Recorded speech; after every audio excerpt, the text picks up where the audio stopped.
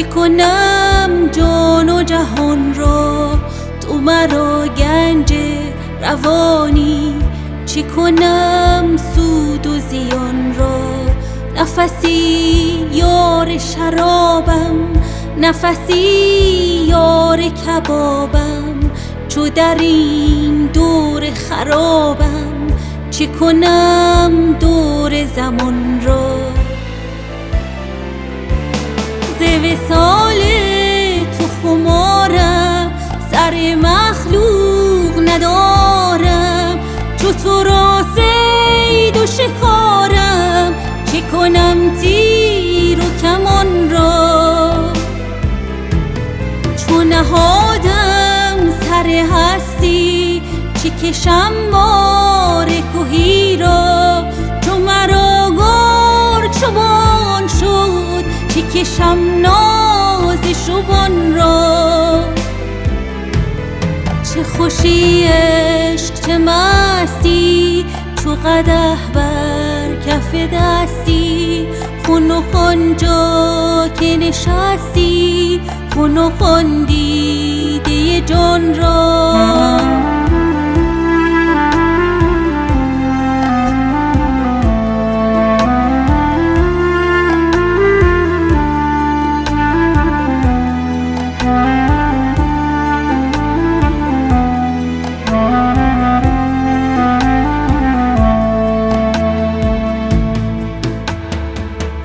تو مرا جان و جهانی، چی کنم جان و جهان را.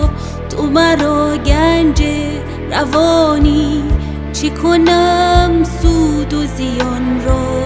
ز تو هر ذره جهانی، ز تو هر قطره چو جانی. چو ز تو یافت نشانی، چه کند نام و نشان را.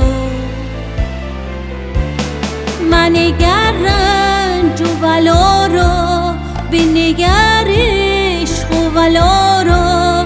منگر جور و جفا را، بنگر صد نگران را.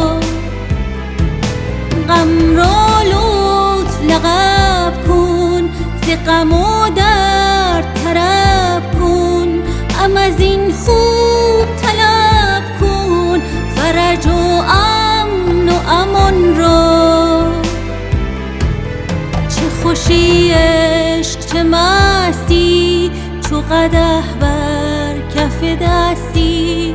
خون و خون جا که نشستی، خون و خون دیده جان را.